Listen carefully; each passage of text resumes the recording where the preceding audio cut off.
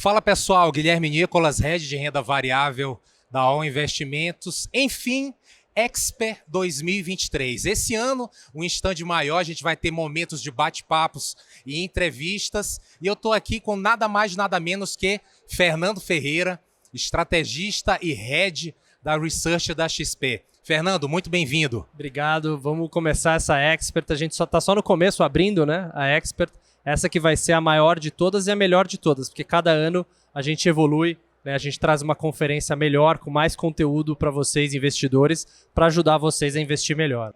Legal, Fernando. Bom, vocês já viram que é a primeira entrevista do Fernando aqui na Expert. Fernando é estrategista-chefe e head da Research, muito conhecido nosso, já fizemos vários eventos com eles. Mas, Fernando, para o investidor, para o cliente e talvez para o assessor de investimentos que ainda não te conhece, tá? Fala um pouco de você, da área que você cuida dentro da XP. Legal. Bom, eu tenho quase 20 anos de experiência no mercado financeiro. Eu fiz minha carreira sempre como analista, né, de investimentos, então sempre cobri vários setores aí da Bolsa Brasileira. Já trabalhei na mesa de operações também no começo da minha carreira como estagiário.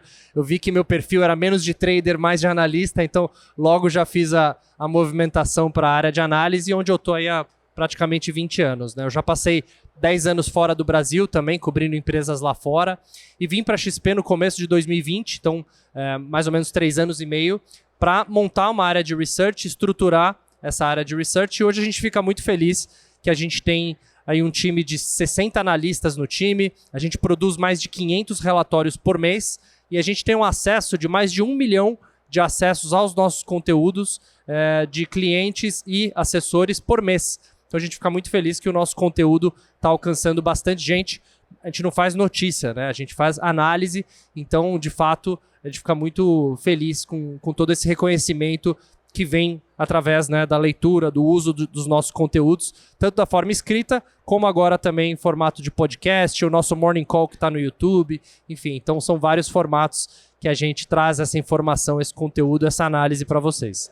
Fernando, é visível a evolução da Research da XP, relatórios, análises, atendimento aos escritórios, mas nesse momento, aproveitando que você está aqui conosco, falando um pouco, um overview rápido de mercado, tá? Estamos chegando a final de agosto, Bolsa chegou a em torno de 97 mil pontos e houve uma disparada até acima de 120 mil, que era uma região que Bovespa já tinha trabalhado, muito na sinalização de queda de taxa Selic.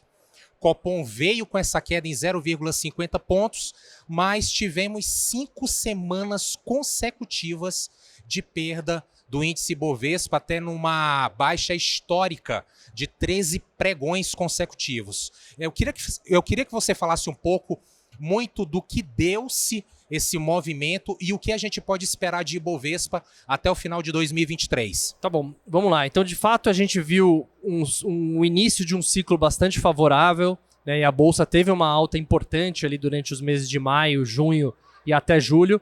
E muita gente se perguntava, bom, será que a Bolsa já precificou toda essa expectativa de corte de juros daqui adiante?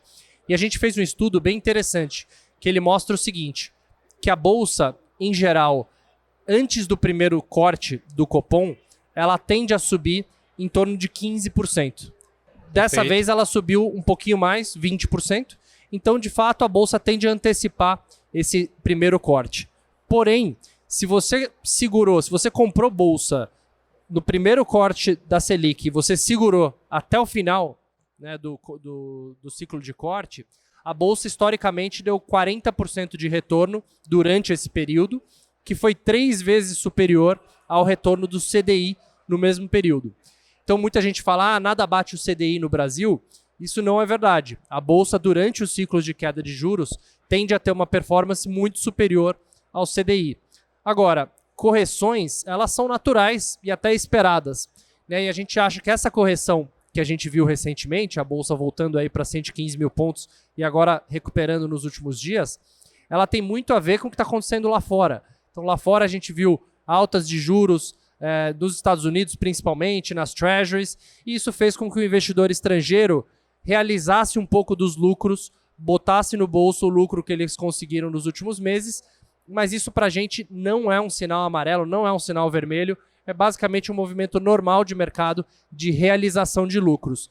Porque quando a gente olha para o Brasil, a gente vê o Brasil muito bem posicionado em relação a outros mercados lá fora, e a gente acredita que o fluxo de investidor estrangeiro ele vai continuar bastante positivo aí nos próximos meses. Então, já que você falou de Brasil, a gente sabe, conhece muitos desafios, inclusive como um país emergente, só que fatores externos, como você bem colocou, ainda altas de taxas de juros em decorrência do Fed, Europa, com o Banco Central Europeu, idem. Na China, a gente ainda não tem ainda a clareza de como que realmente vai ser PIB e, inclusive, demanda local / internacional. Como é que o Brasil se comporta nesse contexto? E vou te fazer uma pergunta um tanto capciosa. É difícil, quase impossível, você prever movimentos de cauda. Só que a gente está vindo de uma pandemia e, inclusive, de uma guerra não anunciada na própria Europa. Existe alguma região que vocês estão olhando mais próximos, que vocês veem pontos de atenção e como o Brasil se comportaria dentro desse cenário exterior?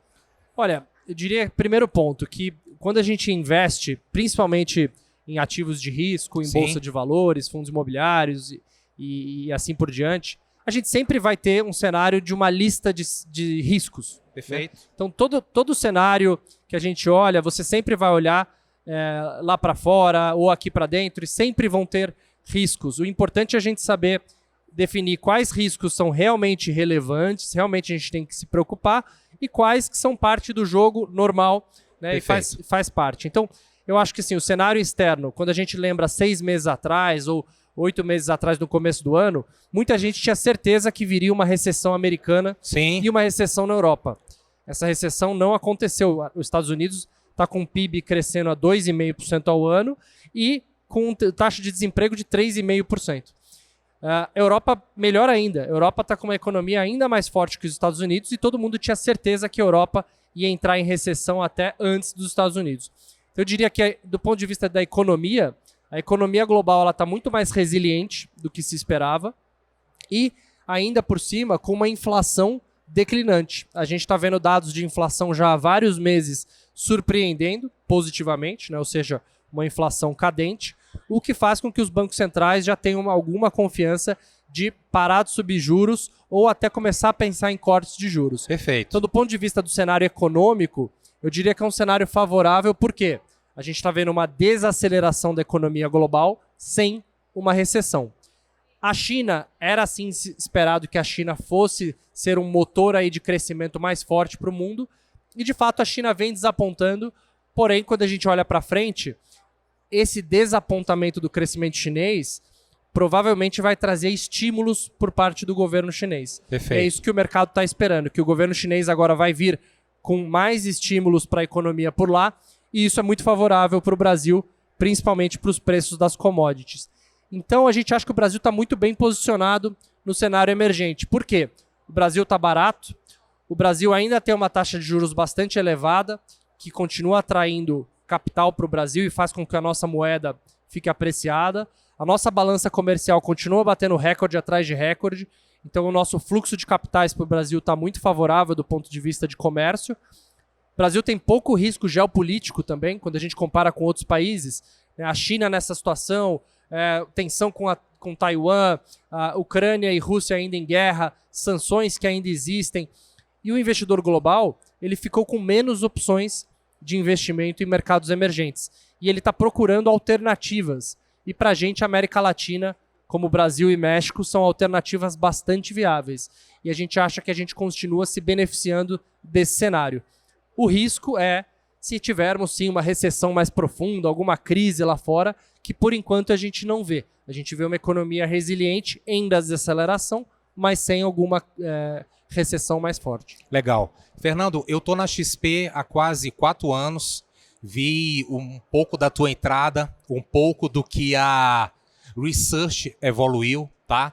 Nós temos, além da Research da XP, outras casas homologadas no nosso escritório. Recentemente eu estava conversando, inclusive, com uma gestora comercial de uma importante casa de análise que nós temos, Guilherme, hoje eu entendo o porquê vocês nos pedem tanto produtos, estratégias diferenciadas, porque dentro da XP hoje vocês têm uma research diferente, um estrategista, um head que está em formação de equipe, colocando analistas, atendendo e fazendo cobertura de diversas áreas. Queria, nesse momento final, te falar um pouco disso. Queria que também você finalizasse dando um recado final para o nosso investidor e como ele pode contar com os relatórios, com as coberturas e as análises tão bem feitas que estão sendo feitas da research da XP. Bom, primeiro, obrigado, Guilherme. É uma honra, é um prazer escutar isso de parceiros tão relevantes, né? De fato, a gente vem fazendo um trabalho grande de melhoria e de aprofundamento das nossas análises. Então, como eu falei, hoje a gente já cobre mais de 150 empresas no Brasil, com mais de 500 relatórios por mês, além de relatórios de fundos imobiliários, renda fixa, fundos de investimento, economia, né, com a macroeconomia liderado pelo Caio Megali. Enfim, então são uma série de produtos e conteúdos que a gente quer trazer para vocês. E queria convidar todos vocês a virem para a Expert, virem conhecer essa maior feira de investimentos do mundo e passarem aqui no stand da O Investimentos, que está do lado da entrada, super bem localizado, do lado da pop-up Onde Investir. Então, a gente espera vocês por aqui nesses próximos 3 dias de Expert e a gente está aqui de braços abertos para receber vocês, nossos clientes e nossos parceiros. Pessoal, super obrigado. Esse foi Fernando Ferreira. Acompanhe as nossas redes sociais. Essa entrevista posteriormente vai estar completa no nosso YouTube e nos vemos no nosso próximo bate-papo. Até lá, pessoal!